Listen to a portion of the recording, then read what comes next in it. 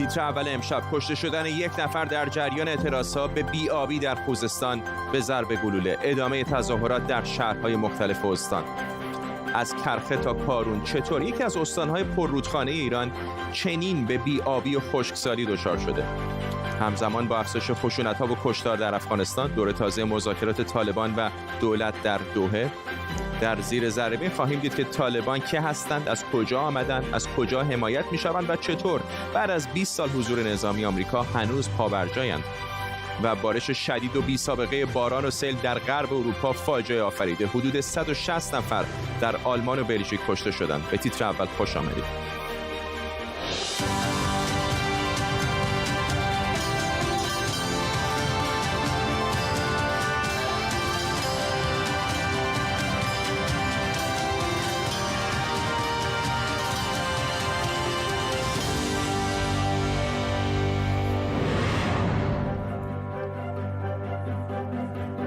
سلام به شما. فرماندار شادگان تایید کرده که یک جوان 30 ساله در تجمع‌های اعتراضی به بی‌آبی در این شهر کشته شده. مردم در شهرهای مختلف خوزستان در اعتراض به بی‌آبی که حالا تبدیل به یک بحران در این استان شده به خیابون‌ها آمدند و در بعضی شهرها علیه حکومت و مقامات دولتی شعار دادند.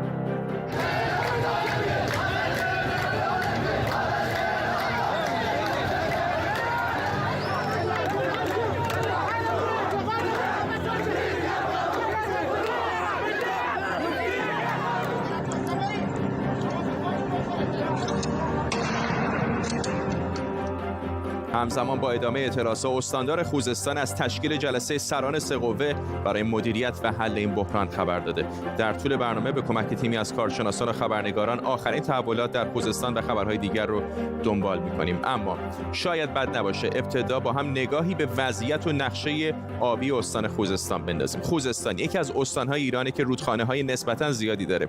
یکی از مهمترین رودخانه‌های این استان اروندرود یا همون شط العربه. طول این رودخانه 175 کیلومتر که 81 کیلومتر از اون مرز مشترک ایران و عراق رو تشکیل میده. رودخانه بعدی هم کارونه که از قدیم به عنوان پرآبترین و بزرگترین رودخانه ایران شناخته شده. این رودخانه 950 کیلومتری طولانی ترین رود ایرانه و تنها رودیه که در بخشایی از اون میشه کشتیرانی هم کرد. رودخانه بعدی بهمنشیره که آبش از کارون میاد و به خلیج فارس میریزه و حدود 90 کیلومتر هم طول داره.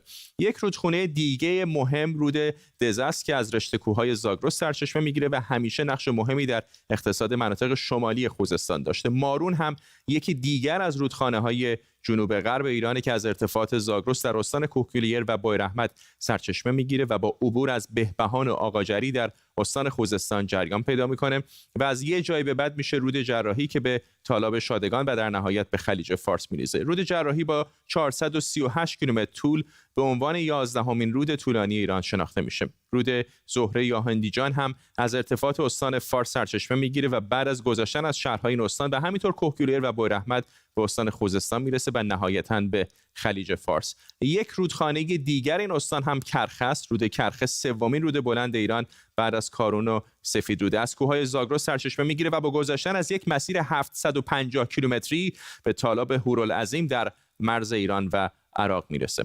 علی میرچی، استاد منابع آبی در دانشگاه ایالتی اوکلاهاما از همین ایالت با ماست. آقای میرچی، استانی با این همه منابع آبی و رودخانه چرا دچار کم آبیه؟ پاسخ کوتاه سوال شما مدیریت ناپایدار منابع آب هست. در واقع وقتی که ما هم در حوزه مبدأ و هم در حوزه مقصد با مشکلات و اعتراضات زیادی مربوط به کمبود منابع آب روبرو میشیم، متوجه میشیم که رویکرد مدیریت سازه‌ای مثل انتقال آب، انتقال بین حوزه‌ای آب، چاره در واقع خوبی برای حل معضلات کم‌آبی نبوده و اتفاقی که افتاده اینه که باعث شده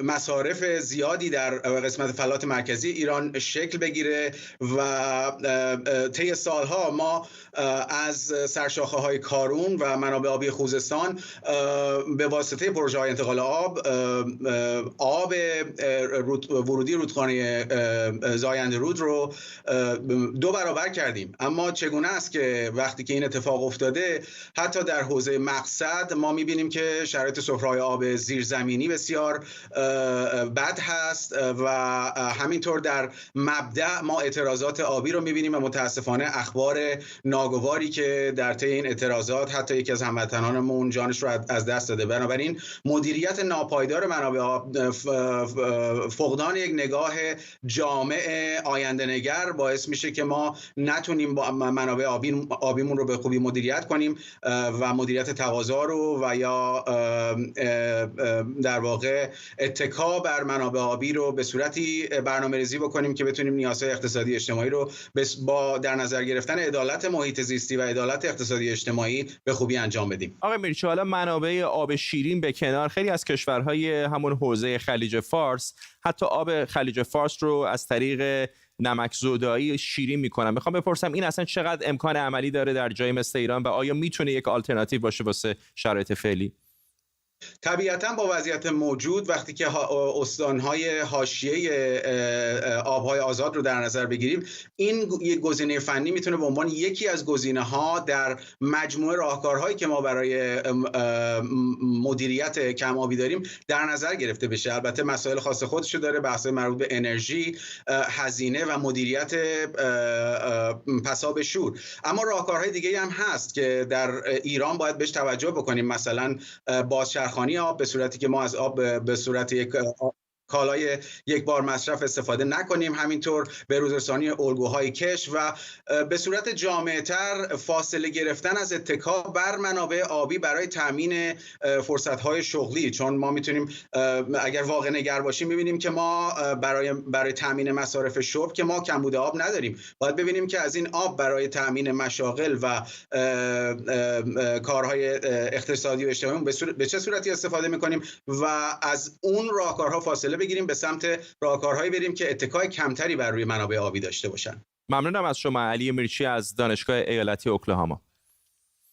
اعتراضات در خوزستان در شهرهای مختلفی رخ داده. یه نگاهی با هم بندازیم به این نقشه تظاهرات. اعتراضات خوزستان به بی‌آبی و قطع پیاپی آب از هفته پیش شدت گرفت، اما از پنجشنبه تظاهرات و تجمع‌های شبانه در شهرهای مختلف این استان مثل اهواز و سوسنگر شروع شد که به درگیری‌های پراکنده بین معترضان و نیروهای امنیتی منجر شد. جمعه استاندار خوزستان تظاهرات شبانه رو تکذیب کرد و گفت اینها ویدئوهای اعتراضهای قبلیه که در شبکه‌های اجتماعی پخش شده.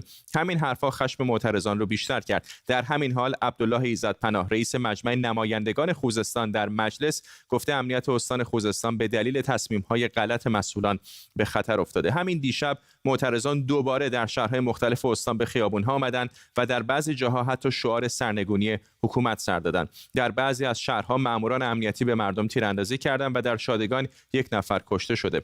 در جریان اعتراضهای دیشب همینطور چند نفر هم زخمی و دستگیر شدند. اگر به نقشه اعتراضات این شب در استان خوزستان نگاهی بندازیم می‌بینیم که اعتراضات تقریباً در اغلب شهرهای این استان صورت گرفته. خواسته اغلب معترضان هم رسیدگی فوری به مشکل بی‌آبی و کم آبی بوده که نه فقط کشاورزی و دامداری و کار و معیشتشون رو داره نابود میکنه، بلکه جان خودشون رو هم در گرمای 50 درجه به خطر انداخته.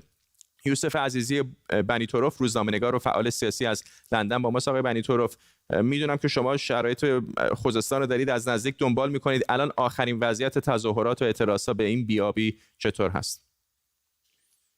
سلام دارم به شما و بینندگان گرامی شما. من این را اضافه بکنم که شهیدان اکنون 2 نفر شدند، علاوه بر آقای مصطفی نعیماوی که دیشب در فلاحی شادگان جان باختند. امروز هم یعنی همون دیشب یک دیگر از تظاهر کنندگان در کوت عبدالله اهواز زخمی شد که امروز درگذشت. نام ایشان قاسم حمید بازم ناصری، قاسم حمید ناصری که امروز درگذشت. ضمناً زخمی هم داشتیم، هم در اهواز هم در فلاحیه. دستگیری ها هم که خودتون اشاره کردید. امروز هم در واقع بستن جاده ها و در واقع اجتماعات اینجا و اونجا هم شروع شده، ولی عمده تظاهرات میدونید به علت گرمای هوا دیر وقت شروع میشه، فرضاً به ساعت 7 بعد از ظهر ایران یا 9 بعضی جاها 9 بعد از ظهر قرار میگذارند و این اکنون در واقع عمده تظاهرات هنوز شروع نشده، ولی دیشب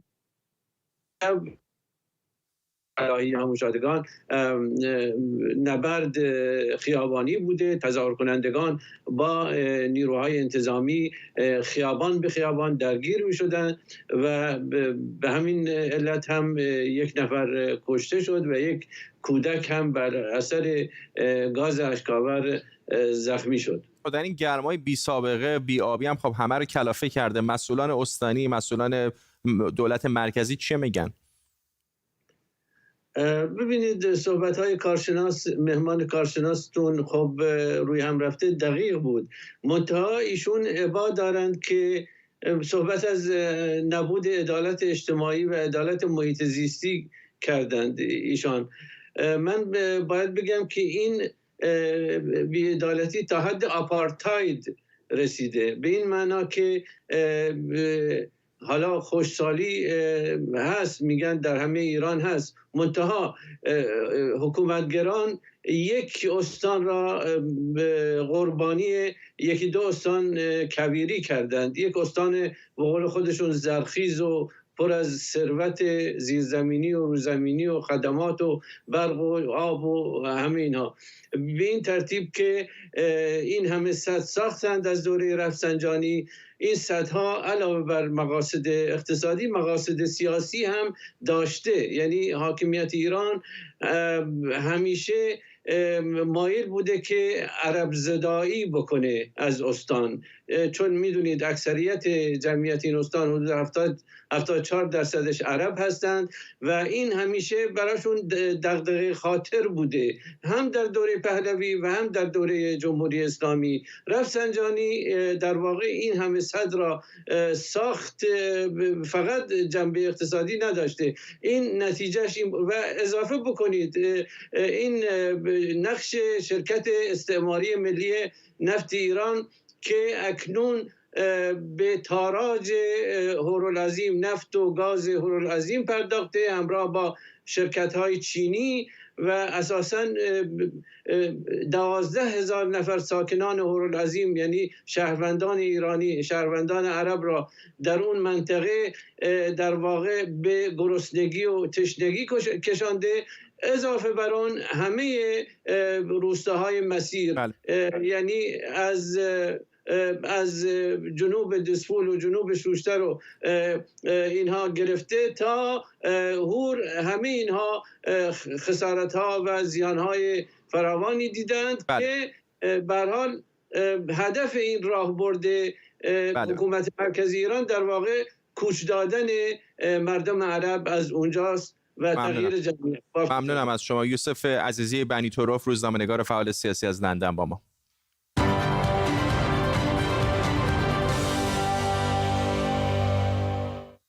خب اما هر بار در کشورهای مثل ایران و یا کوبا تظاهرات و اعتراضات مردمی شکل میگیره، به غیر از سرکوب معترضان شاهد قطعی گسترده اینترنت هم هستیم. مقامات کوبایی در روزهای اوج اعتراضات دسترسی به اینترنت رو به شدت محدود کردند. در کوبا از زمان شروع اعتراضها اینترنت نقش مهمی در اطلاع رسانی درباره وضعیت این کشور به جهان بازی کرده. تصاویری که الان می‌بینید مربوط مصاحبه یک اینفلوئنسر کوبایی به اسم دینا استارز که وسط مصاحبه اسکایپی مقامات کوبایی وارد خونه‌اش شدند. ¿Está fuera la seguridad? Tengo que salir. ¿Te están llamando? Voy a dejar a mi amiga aquí. Sí, sal, nos quedamos en espera aquí. La van a detener en directo.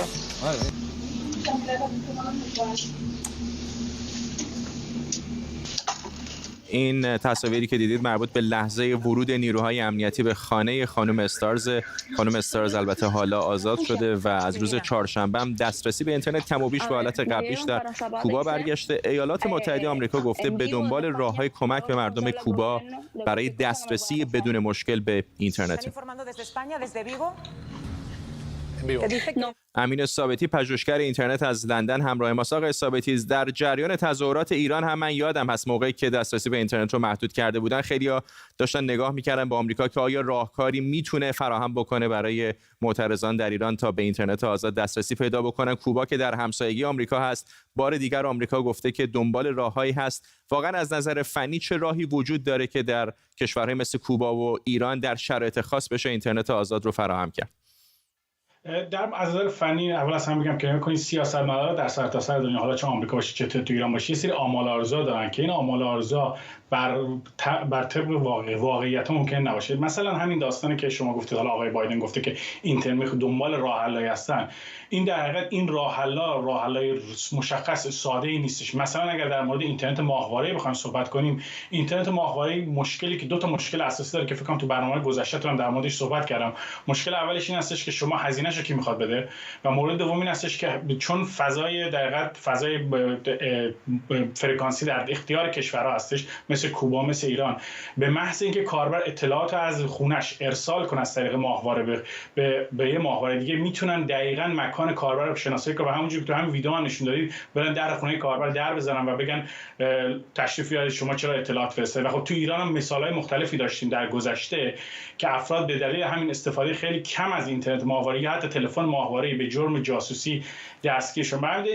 و خب اینم بگم که حتی در همون آبان 98 که بحث اینترنت و اینکه دولت آمریکا میتونه کمک کنه، اون زمان آقای ترامپ در قدرت بودن، بحث اینترنت چمدانی شد. اینم میدونیم که این اینترنت کلا یه بعدا مشخص شد که در حقیقت واقعیت نداره که شما یک ابزاری در چمدون داشته باشید ببرید داخل ایران و بتونید به اینترنت وصل بشید.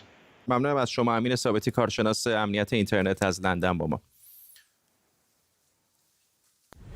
خبری فوری داریم. دقایق پیش نشریه نیویورک تایمز به قلم رونن برگمن، یکی از روزنامه‌نگاران معروف اسرائیلی، گفته که مقامات امنیتی اسرائیلی به شرکت‌های جاسوسی این کشور، شرکت‌های خصوصی که برنامه‌های نرم افزارهای جاسوسی تولید می‌کنن، این اجازه رو داده بوده که علیرغم همه انتقادها به پادشاهی عربستان سعودی، نرم افزارهای جاسوسی در اختیار این دولت قرار بدن. حتی بعد از قتل جمال خاشقچی، روزنامه‌نگار معروف نشریه واشنگتن پست در ترکیه، این امکان رو داده بودن. خبر فوری است که کمی پیشتر نشریه نیویورک تایمز به قلم آقای برگمن منتشر کرده.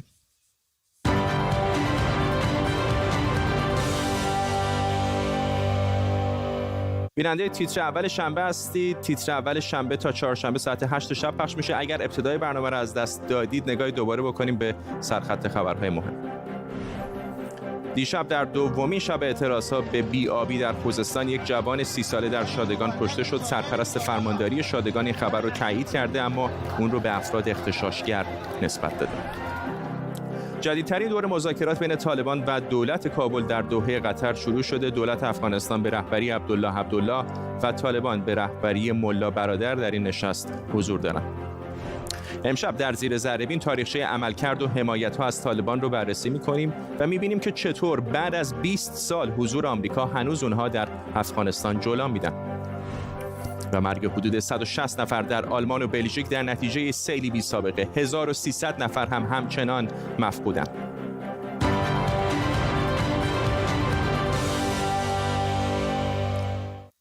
دور جدید گفتگوهای صلح بین دولت افغانستان و طالبان در دوحه پایتخت قطر شروع شده. قرار طرفین در این مذاکرات در مورد نحوه تامین آتش‌بس، آزادی زندانیان طالبان و چگونگی تشکیل یک دولت انتقالی و نظام آینده افغانستان گفتگو کنند. این صحبت‌های عبدالله قبل از سفر به دوحه.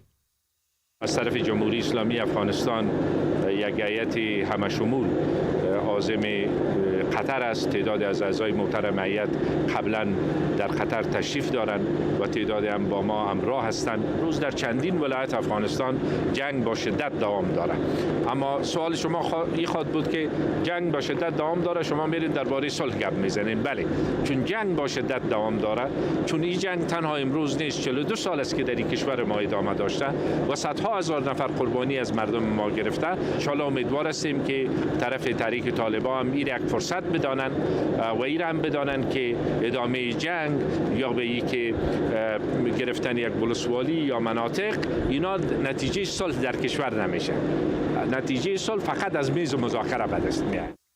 همکارم تاج‌الدین سروش در استودیو با ماست. همچنان که طالبان در دوحه دارن مذاکره میکنن، در جای جای افغانستان هم سلاح به دست دارن، با دولت مرکزی مبارزه میکنن. اون موقع که نیروهای ائتلاف در افغانستان بودن هم خیلی مذاکرات به نتیجه ملموسی نرسید. الان در خلأ نیروهای آمریکایی خب اونا دست بالاتری دارن، اینطور نیست؟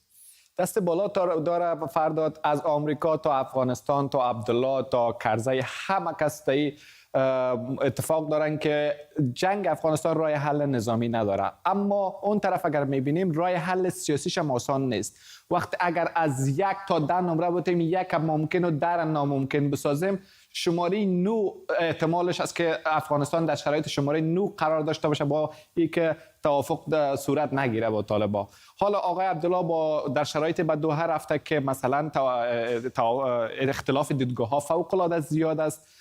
یک طرف آزادی بیان و حقوق بشر و آزادی زنان میخواد، یک طرف همه چیز مثلا وابسته به این کرده که چوکات اسلامیش چقدر وجود داره یا نداره. حالا امروز آقای عبدالله 2 دور مذاکرات جدی را در دوحه با نمایندگان طالبان گذاشتن، دور اول صبح و دور دوم هم بعد از پیشین، و در این دور منابع به ما میگن که اول روی تعدیل قانون اساسی بحث کردن و بعد هم مشارکت قدرت که طالبان چطور میتونن که بیان مشارکت قدرت بگیرن و دیگه سایر گروه ها گفتگو بکنن. فردا هم گفتگوها به شدت جریان داره تا فردا شام هر دو طرف گفتگو را ادامه میتن و این گفتگوها حالا به شرایط رسیده که تا حال ما شرایط گفتگوها را داشتیم، اما همه چیز بسیار کلیات بود و هیچ کس به جزئیات نمیرفت. اما حالا مذاکرات رسمی شروع شده، آقای عبدالله با تیمش رفته با نمایندگان طالبان گفتگو میکنن و این گفتگو حالا به جزئیات رفته که مثلا چطور میتونن بیاین و چطور زندانیان رها شوند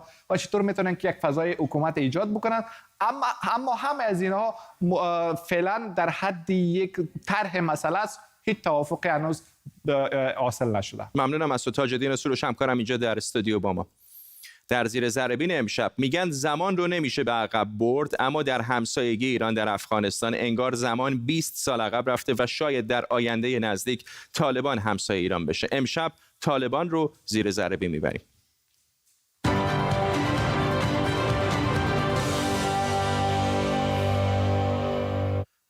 احتمالاً در آینده نه چندان دور طالبان در جایگاه یک دولت رسمی بشه همسایه کشور ایران. این نقشه نشون میده طالبان در حال حاضر بخش زیادی و اونطور که خودشون ادعا میکنن 85% افغانستان رو در دست دارن.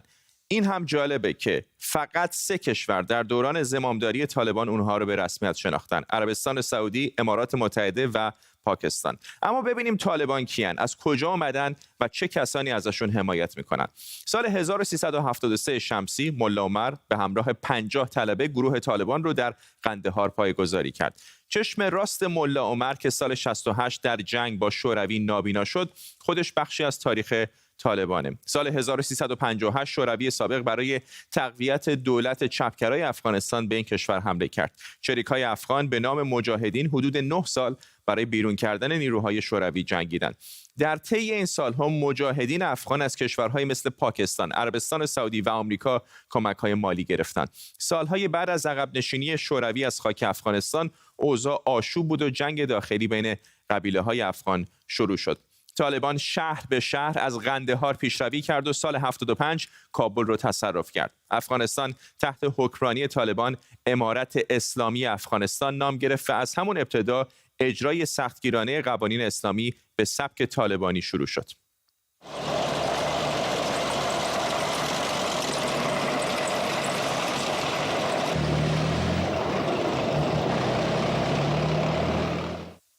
یازده سپتامبر 2001 حمله هواپیماهای مسافربری به برج‌های دوقلو در نیویورک اتفاق افتاد. طالبان از تحویل رهبر گروه القاعده یعنی اسامه بن لادن به ایالات متحده خودداری و آمریکا به افغانستان حمله کرد.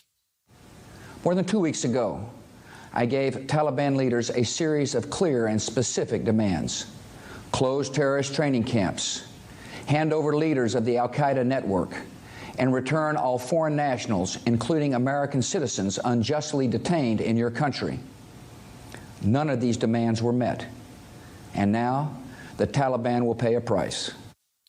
فقط چند ماه بعد طالبان سرنگون شد و حامد کرزی به ریاست جمهوری افغانستان رسید. 3 سال بعد هم قانون اساسی جدیدی برای کشور نوشته شد. در همین حین اما طالبان دوباره مشغول سازماندهی دوباره بود و منازعه ادامه داشت. منازعه‌ای که همین حالا هم در جریانه. بیش از 45,000 شهروند افغان در جنگ داخلی افغانستان بعد از سقوط طالبان کشته شدند. دست کم 64,000 نفر از افراد پلیس و ارتش هم قربانی شدند و بیش از 3,500 نفر از نیروهای نظامی بین‌المللی جانشون رو در افغانستان از دست دادن. فقط ایالات متحده نزدیک به 1000 میلیارد دلار در افغانستان هزینه کرده که از این مقدار نزدیک 130 میلیاردش هزینه بازسازی بوده. اما هنوز بعد از 20 سال افغانستان کماکان شرایط متزلزلی داره.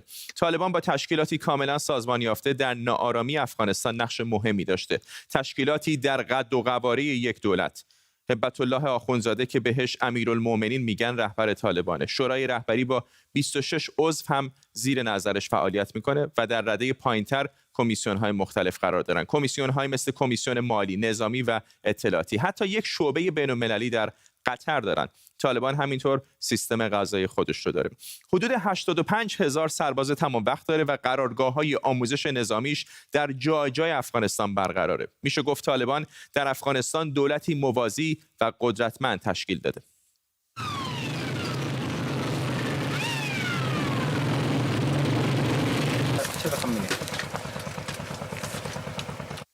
برای همه این سازوکارها البته پول نیازه. طبق آمار شورای امنیت سازمان ملل درآمد سالانه طالبان نزدیک به 1 میلیارد و 500 میلیون دلاره و اگر بخواید بدونید که این پول از چه راهی در میاد، باید بگم در اختیار داشتن بخش عمده از افغانستان و کنترل برخی از جاده‌های اصلی پولدارشون کرده. سالانه فقط 400 میلیون دلار از قاچاق مواد مخدر درآمد دارن. از مردم مالیات میگیرن و حتی صادرات دارن و البته کمک‌های خارجی. ادعا میشه حدود سالانه 240 میلیون دلار از کشورهای مثل پاکستان و ایران. جمهوری اسلامی البته کمک مالی به طالبان رو تکذیب میکنه. همه این سالها جامعه بین‌المللی به دنبال مذاکره صلح بین افغانستان و طالبان بوده. در مذاکرات صلح دوحه قرار بر این شد که نیروهای آمریکایی و ناتو کشور رو ترک کنند. طالبان هم تعهد داد که با دولت مستقر افغانستان مذاکره کنه و اجازه نده گروه‌های تروریستی در مناطق تحت کنترلش فعالیت کنند.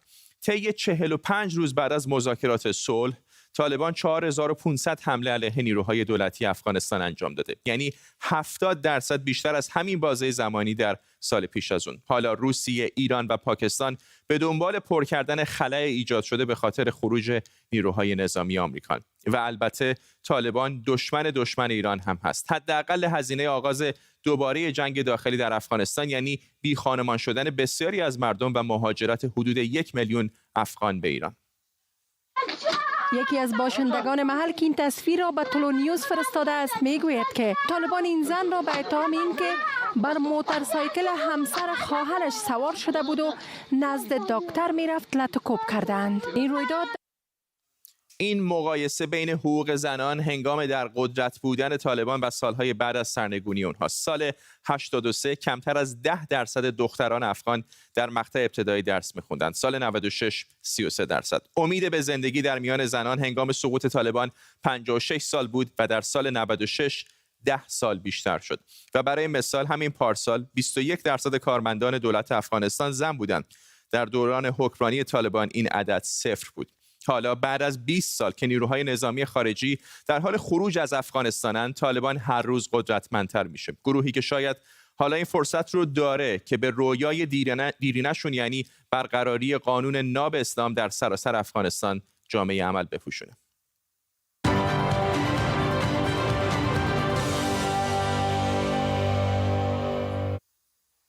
خان آقا رضایی رئیس کمیسیون امنیت داخلی مجلس نمایندگان افغانستان از کابل با ماست. آقای رضایی کمک بکنید به ما که بفهمیم چطور ممکنه قوی ترین ارتش کره زمین وارد کشوری میشه، 20 سال اونجا میمونه، با نیروهای ناتو هم همکاری میکنه، جامعه مدنی شکل میگیره در افغانستان، رسانه‌های آزاد بالاخره کم و بیش در همون شهری که شما هستید حضور دارن و نقش بازی میکنن و بعد دوباره بعد از 20 سال یه گروهی که الان تصاویرش رو دیدیم زنان رو اینطوری شلاق میزنه داره در دوحه مذاکره میکنه که تقسیم قدرت بکنه. چه اتفاقی در افغانستان میفته که همچنان طالبان میتونن جولان بدن؟ سلام خدمت شما و همکاران شما. طالبا بعد از اینکه 2001 سقوط کردن و اکثریت خاک افغانستان از دست دادن، یک فرصت کلات بود که باید صلح میشد که متاسفانه نشد و کشورهای طالبان را دوباره بالایشان سرمایه گذاری کردن و اینا را تجهیز کردن و متاسفانه در داخل حکومت کسایی گفته میشه، حتی رئیس جمهور وقت گفته میشه که اینا را حمایت کردن و اینا را اجازه ندادن عملیات های شب هنگام و یا بالای از اینا انجام شود که اینا دوباره تانستن خود با متدریج دوباره احیا بکنن، تجهیز بکنن و امروز پس دامنگیر کل افغانستان شده. و یک مورد من که در گزارش شما شنیدم که طالبان بیاین دوباره در افغانستان حکومت کنن یا بتانن در کل خاک افغانستان مسلط شوند، فکر کنم که این بعید است و شاید اراضی را بگیرن، ولی مردم افغانستان همیست که طالب در یک ولسوالی میره، از اون ولسوالی مردم اهالی منطقه میکوچه. این نشان میده که طالب جایی نداره، مردم با طالب زندگی نمیتونه، حکومت محلی فلج از هیچ نوع خدمات اجتماعی طالبان ندارن بجز از این که دهشت و وحشت و جنگ بر مردم افغانستان و قتل عام مردم بکنن و هیچ نوع قانون حقوق نمیشناسن. ممنونم از شما. خان آقا رضایی، رئیس کمیسیون امنیت داخلی مجلس افغانستان از کابل پایتخت این کشور با ما. خب بریم به اروپا. بارش شدید و بی سابقه باران و سیل در غرب این قاره وضعیت آخرالزمانی در این مناطق به وجود آورده. تاکنون دست کم 160 نفر کشته و صدها نفر مفقود شدند و در مورد احتمال افزایش این آمار هشدار داده شده. وزارت دفاع آلمان وضعیت فاجعه اعلام کرده و دولت بلژیک هم روز سه‌شنبه رو عزای عمومی اعلام کرده. تصاویر هوایی منتشر شده ابعاد فاجعه و ویرانی بعد از سیل رو در این مناطق نشون میده. رهبران اروپا تغییرات اقلیمی رو عامل آب و هوایی بی سابقه در این مناطق میدونن.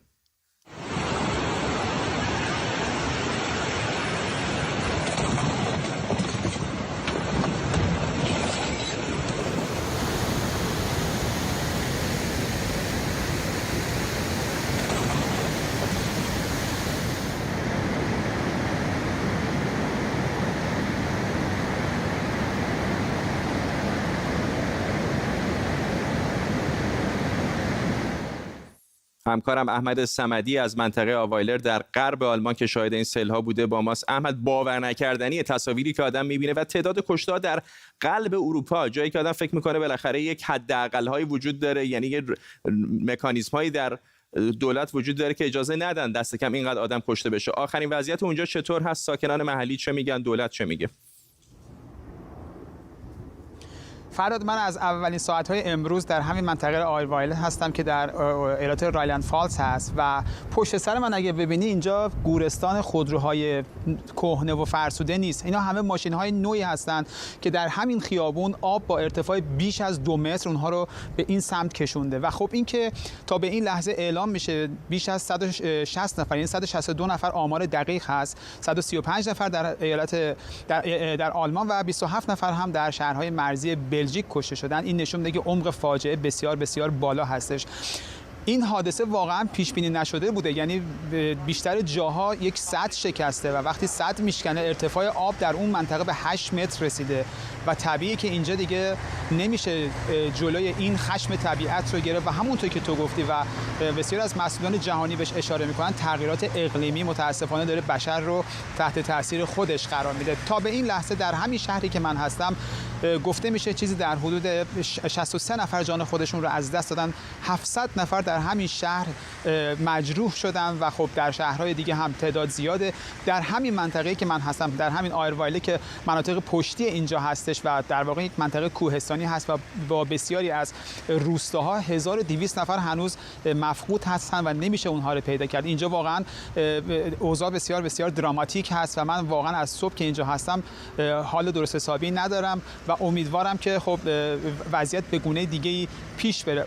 اما یک چیز بسیار جالبی در اینجا دیدم و اون این هستش که مردمی که دارن در اینجا کار میکنن با کمک امدادگران و بسیار روحیه بالایی دارن، میخندن، صحبت میکنن و یک عزم جدی جدی در وجود اونها هست. با چند تاشون مصاحبه انجام دادم و گفتم که موضوع چیه و گفت ما حداقل مطمئن هستیم که دولت از ما حمایت میکنه، حتی قول کمک‌های مالی بهشون داده شده که تا بعد از این که پاکسازی ها انجام شد بتونن که وضع زندگی خودشون رو سر و سامان بدن و این در واقع نکته جالب این موضوع در این فضای دراماتیک غرب آلمان بود.